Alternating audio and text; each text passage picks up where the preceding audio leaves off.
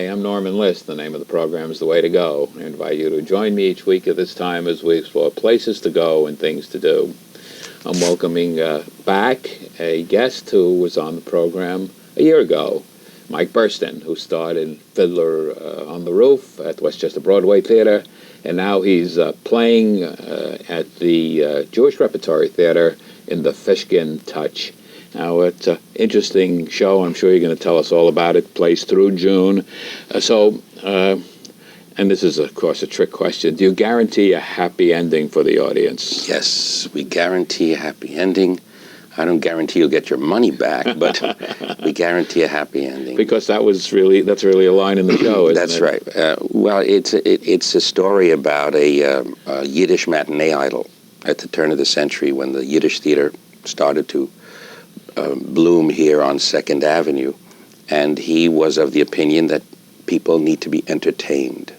They want to forget their troubles, the immigrants that were working at that time in sweatshops, and living in tenements, and they needed a little escape from their misery. So he wanted to give them a happy ending, no matter what he was performing. If it was Shakespeare or a Greek tragedy, it had to end happily. So. He would rewrite Shakespeare. Absolutely, and they used to do that. And there's a musical comedy, and it's new, and there's some new people involved in it. I see in the credits that a name that's familiar to me, Lenore Skenazy. Lenore is the lyricist. And yes. She's with the Daily News? She writes for the Daily News. She has a column there. She also is a commentator on public radio. But she and the other two, the composer and the book Greg writer, Ambroster, who write the music. Greg and David Javerbaum, yeah. Right, and they are all young people who are graduates of the BMI workshop, which is a workshop that's been in existence for many years to train budding playwrights, composers, lyricists. They work with established show people, and they wrote this a few years ago. They've been working on it for quite a while. It was done as a workshop and a reading that I saw 2 years ago, and they got the production together this time with Ron Avni, who's the artistic director of the Jewish Repertory Theater in Manhattan. And they asked me if I could do it, and it's a very funny and wonderful piece. It's very entertaining, and it comes, I know the background very well because that's where I come from. Of course, your family, your mother and your father, of course, were famous 2nd Avenue Theater performers. Exactly. Born in the theater when you were 5 years old, I think. I was 7 when I started professionally, yes. I've been doing it ever since. I started on 2nd Avenue in the Yiddish Theater. It's interesting that although you were born in New York, but in Israel, you're a superstar. Two equivalents of the Oscar there. You sing, you dance, you act. Yeah. You with Barnum, when you were in Barnum on Broadway, you walked a tightrope. Oh, boy. You juggled. Yes. And I also noticed reading over your bio, you also rollerblade. I don't figure how that came. And you didn't do Cats, did you? No. Actually, that wasn't Cats. That was Starlight Express. Oh, okay. Yeah, same composer. No, I just took it up a few years ago when it came into fashion. I said, let me try it. It's a great exercise. Wonderful aerobic exercise. You're versatile. You do a lot of things with a Jewish theme, but you're not tight because Barnum certainly was not that. You did Mike Todd, right. Didn't you, on Broadway? Yes. The name of that was Ain't Broadway Grand. Ain't Broadway Grand. Right. You're so versatile. Does that help in what you do? Are you you must work all the time. You were just up in Canada? Yeah, there are very few people in our business who work all the time. It's a very tough business, the show business, and so you might work for a year or two in a show on a daily basis, and then when the show closes, you might go 6 months and not have a job. I've heard that so often. Rue McClanahan, who I interviewed on this program, said to me one day, do you know of any other business, any other profession where you're looking for a job 9 or 10 times a year? And this is someone who's really working all the time. So there, it's very rare that people are constantly employed in our business, but it helps if you can be versatile and working. My versatility came from the Yiddish theater, really, because in that theater you had to learn to do just about everything, from singing, dancing, acting, moving the scenery, changing the props, the costumes. So it was the best school I could How real is the Fishkin touch? Is it realistically depicting it? Yeah, they did a lot of research, and it's really based, the character that I play is Boris Fishkin, and he's based a bit on Boris Tomaszewski, who was one of the great actors, producers, impresarios of the Yiddish theater. Did you know him? No, he died before I was born, but I know his grandson is Michael Tilson Thomas. Oh, yes. And we've met a couple of times, and we've discussed our mutual background because he grew up as a child with his grandfather and grandmother, and he remembers especially his grandmother, Bessie Tomaszewski. And this is very much typical of the families that existed on 2nd Avenue, the Adler families, the Tomaszewskis, the Jacobsons, and they would run their own theater, produce their own shows, star in them, and that is what this show is based on. It's the Fishkin family. And what's the Fishkin touch? The Fishkin touch really is what we were talking about before, is leave them happy. Give them entertainment. Entertain them. It's the touch that Boris has. He was a matinee idol. The women adored him. And the story basically is Boris is getting on a little bit there, and he's still playing Romeo. And along comes a young man from Europe, a new immigrant to the United States, an actor in the Yiddish theater, who is hired by Boris into his theater. And he wants to change things and create a realistic Yiddish theater, something a little more like what Morris Schwartz did when he came in the 1920s and established the Yiddish Art Theater. And he says, tragedies should end tragically and not with a happy ending. If it's a tragedy, it's a tragedy. And that's the conflict that actually went on for years in the Yiddish theater between the art and the entertainment. Those that believed that the public needs to be entertained no matter what, and the others that said we have to maintain a certain cultural, artistic level in the Yiddish theater and perform the classics the way they were meant to be performed. And it's, of course, a musical comedy. It's a musical comedy, music, dancing. Yeah, and a lot of surprises. A lot of surprises. You know, that's an interesting point. You said a lot of surprises. I feel, and I go to the theater a lot, I feel that every show has to have surprises. And it shouldn't just unfold. It should hit you. It should come out and give you some tremendous impact and surprise you. And I'm glad you said that, because surprises, to me, are what make the theater. It's more than just good performance and good scenery and good acting.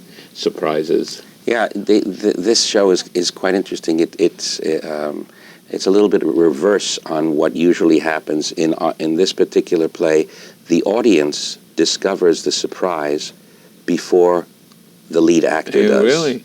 And it's a quite interesting switch, because they know what's happening, and he doesn't until the end.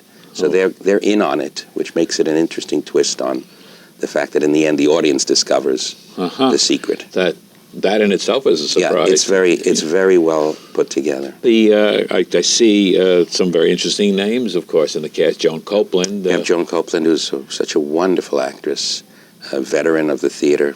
She's won 2 Drama Desk Awards, been nominated for the Tony Award many times.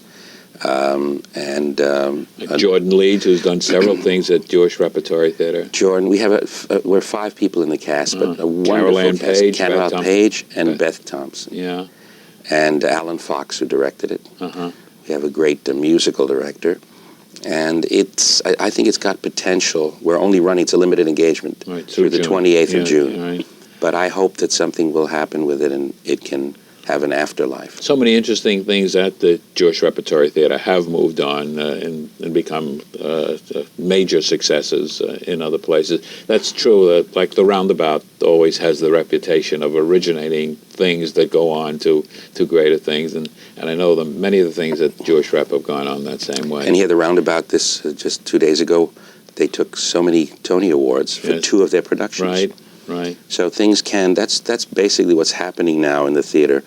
More and more the quality productions are starting off-Broadway in small venues and then moving to Broadway or in a larger Broadway house because the costs of producing something are so prohibitive. So people want to hedge their bets, make sure that... I like off-Broadway and off-Broadway because of the intimacy of the theater. I just cannot see how anybody can sit up in the balcony in a huge theater and enjoy the theater. And you see the actors about the size of little ants there, and pay $75 for that. And to carry that a step further, I can't see going to the Radio City Music Hall to see a performance when you're sitting so far back, or to see a star at Madison Square Garden or at Yankee Stadium, where the only way you see the person is on the big screens. It just doesn't make any sense. There's something about presence, though. Luckily, you're not the average theater goer. Otherwise, the theater'd be in trouble. Right. Well, I'm spoiled, I guess, and I think that's the answer to it. You mentioned the fact that shows, when you did Rothschilds, that started at a small theater and then moved on to off-Broadway. Right. And I remember that particularly, not only because you were so dynamic in it, but one of your sons, Bob Cuccioli, who I spotted in that show, and I've said that many times because I've talked to him on this program many times, that I said, that's an outstanding talent. And of course, he's doing Jekyll and Hyde and been doing it very, very well. Bob's gone on to... Playing both roles and getting only paid for one, I understand. But that sure is a very, very popular success. And of course, it proves something that we've talked about a lot with theater people, and that is, if critics do not love a show, but the public loves it, it's still successful. That's right. Nothing more powerful than word of mouth. That's the best publicity you can get. Actually, several people came out of Rothschilds that have gone on to successful careers. Lonnie Price, who directed it. Oh, sure. Has gone on to direct some wonderful productions. His latest was Visiting Mr. Green. Yes. With Eli Wallach, which was wonderful. Originated at Jewish Repertory, I understand it. And then, of course, I saw it recently, and he's just he's magnificent. Actors tell me that the secret of good acting is to listen. I hear that all something the that's time. absolutely true. And because I was conscious of that, watching him when he had no lines, just his facial, he was there and he was responding, and that was as much as saying the lines. No, that I've believed that all my professional career. Listening, it's the key to acting. And listening to your partner. Yes, and rather than your lines, their lines are just as important. I do want to remind our viewers that today we're talking about the Fishkin Touch, which is at the Jewish Repertory Theater on East 91st Street.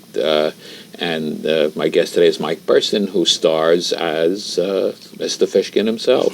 Boris Fishkin. Boris Fishkin. Yes. So what do you do when you're not doing the 92nd Street Y or on Broadway or off Broadway? I do a lot of work for Jewish organizations. This past year, and actually this coming year, we're celebrating the 50th anniversary of Israel. Uh-huh. And so I have produced and put together a multimedia show, which I'm performing around the country, called Hatikva, which means the hope, which is also the name of the Israeli national anthem. And it is the celebration of Israel's 50th birthday. It's kind of a birthday party that I throw. In song, I tell the story of how Israel was created, multimedia projections, and it's very entertaining and informative at the same time. So this is a show that is put on at local theaters or fundraisers? Exactly. We're just up in Canada now for veterans of Israeli, disabled Israeli veterans. We're traveling to around the country for different charities, fundraisers, and it's very informative to the younger generation who may not remember or were not alive when Israel was created. So it's both, I believe, you can reach people much quicker through entertainment than through lectures or academic talks. Right. If you get the message through subliminally, you entertain them, and at the same time, you can get your message through. You do a lot of Jewish-oriented work because of your background, but you're so versatile that you can do everything else. And this is kind of a continuation of a discussion that I had with Tova Felcher. I asked her if her name helped her or hurt her, and she said both, because Briental, which was really she did on Broadway, it was obvious that she would get the part with that name, and that they just thought of her immediately. But she can play a wasp. And she has. And she has, but people somehow, because of her name is not Tova, by the way. Well, she chose that name. She decided to. In college, someone said, you don't look like a Carrie Sue or something like that, which is her name, and picked another name, and she chose that name. You're absolutely. I don't think it's not the way it used to be, decades ago, when Jewish or Italian actors had to change their names. When Danny Kaye changed it from Kaminsky to Kaye. Right. I don't think that it doesn't exist anymore. You take Seinfeld as a perfect example. He became a worldwide success. Seinfeld is a Jewish name. Yes. Nobody asked him to change his name, and it didn't seem to bother anybody. Cross-section of the United States, European audiences all over the world enjoyed that show. So I don't think that, you look at actors today, they don't change their names anymore. Right. But not only the name changed, but there seems to be, now of course, you speak 8 languages fluently. Of course, that helps a lot, doesn't it? Yeah. In a lot of your world travels. Because I perform in different countries in their own language. I basically can do the same show, but I do it in, I believe in packaging. My father used to say there are 13 original jokes in this world, and all the others are variations on those 13. I have told some of my father's Yiddish jokes in Holland, in South America, in Canada, in the United States, in Holland, in Dutch, for example. And the same jokes worked for Dutch audiences. It's just a matter of slightly packaging it for their sensibilities, their tastes. I've always done humor. I've written humor, and everything that I've done has been tied to a humor theme. And I understand that humor is all based upon your point of reference. But what you're saying is everybody has the same point of reference. Basically, people, yes. I think people have a universal sense of humor. It's the sense of reference. If you can adapt it and slightly adapt it to their reality. Right. But I've used the same basic stories, and they work. I watched Bob Hope the other night. He was being interviewed on, it's about 10 years ago, on Larry King. I was going to say, when he was reborn last week. Yes, amazing. And he asked him whether he finds audiences different in the different parts of the world where he's worked. And he says, no, I don't change my show. Audiences are basically the same, and I agree with him. An audience comes to be entertained. If you can capture their attention, it's a matter of capturing an audience's attention within the first few minutes, and then you've got them in the palm of your hand. If you don't, it's an uphill battle. Now, Fishkin Touch, like all shows, goes through a process. It goes through previews, which used to be take the show on the road, but today, because of the costs, they're done locally in their previews, which is really a time for trying it out on an audience until the official opening date. And so that's a process that takes a week or 2 weeks. Right. The audiences tell you a lot, don't they? Yes, because we are working for them, not for ourselves. The ultimate aim of a theater piece is to reach an audience. So the audience, especially in a musical comedy, so audience reaction tells us a lot, what works and what doesn't. Some things fall flat, and then you realize what you thought was funny to us, usually what's funny to actors during rehearsal, doesn't always wind up being funny to an audience.